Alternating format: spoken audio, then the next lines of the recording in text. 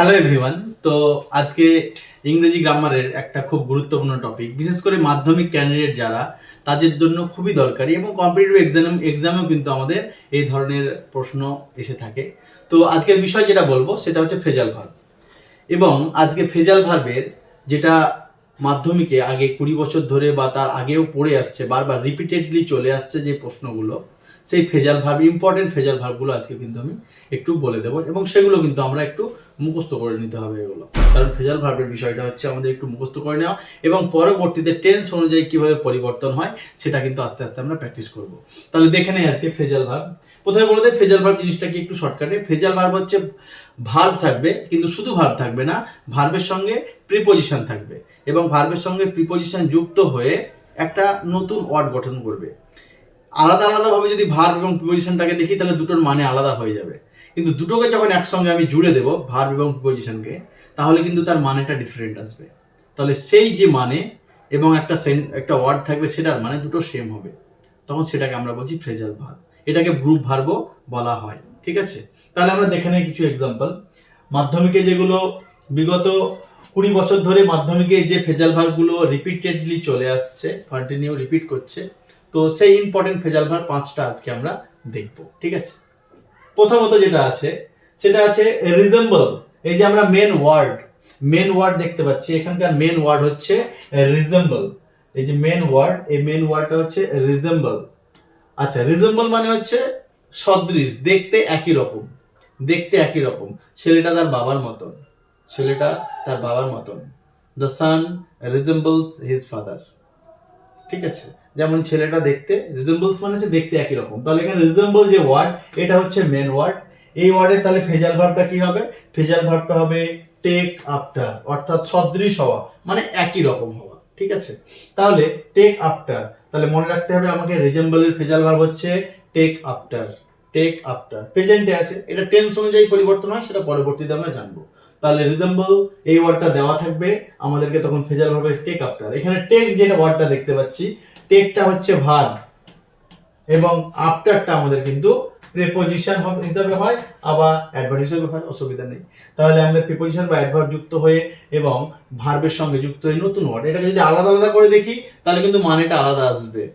Take মানে নেওয়া, after মানে পরে, এটার মানেটা কিন্তু আলাদা, কিন্তু কখনো এরকম করে হবে না।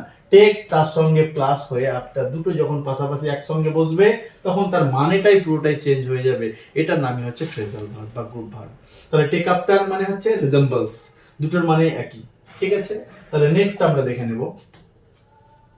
পরবর্তীতে আছে টোলারেট। এখানে দেখতে পাচ্ছি আমরা যে রয়েছে টোলারেট, এটা হচ্ছে মেন ওয়ার্ড। টোলারেট মানে হচ্ছে সহ্য করা, টোলারেট মানে হচ্ছে সহ্য করা, কোনো কিছু সহ্য করা। তাহলে টোলারেটের ফ্রেজাল ভার্ব কি হবে? Put up with. Put up with, পুটটা হচ্ছে ভার্ব, আপ উইথ এই যে প্রিপোজিশন যুক্ত হয়েছে, কম্পাউন্ড প্রিপোজিশন যুক্ত হচ্ছে। বিয়ার উইথ, দুটোই আমরা বলতে পারি। টোলারেট মানে সহ্য করা যা, পুট আপ উইথ মানে সহ্য করা, বিয়ার উইথ মানে সহ্য করা। আমরা দেখতে পাবো লিস্টে এইভাবেই দেওয়া থাকে মেন ওয়ার্ড দিয়ে। নেক্সট দুটো হলো, নাম্বার 3 আমরা দেখব। 3 নাম্বার আছে চেজ বা ফলো। চেজ বা ফলো হচ্ছে মেন ওয়ার্ড। চেজ মানে হচ্ছে দৌড়ানো, পেছন পেছন ধাওয়া করা, চেজ।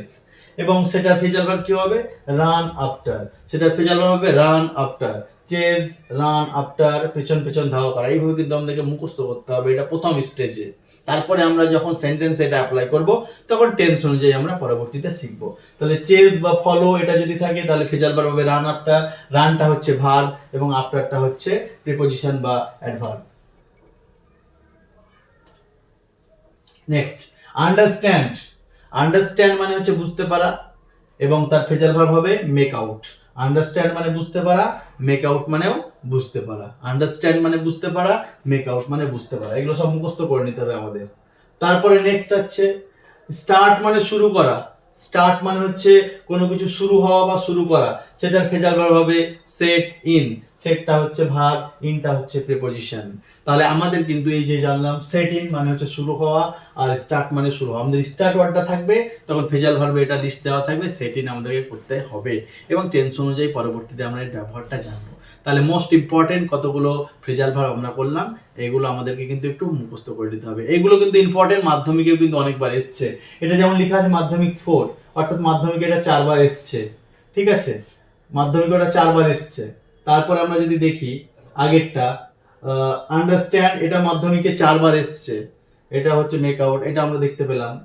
তারপরে আমরা যদি আবার দেখি নেক্সট, আমরা যদি দেখি আবার আগেরটা যদি আমরা দেখি একটু ঘুরে, তাহলে আমরা সেখানে দেখতে পাবো এখানে মাধ্যমিকে 4 বার এসছে, এটা চেস বা ফলো। এগুলো কিন্তু কতবার এসছে সেটাও কিন্তু ইম্পর্টেন্ট অনুযায়ী একটা ভিডিও করা থাকলো, এইগুলো মুখস্থ করে নিতে হবে আমাদের। Thank you.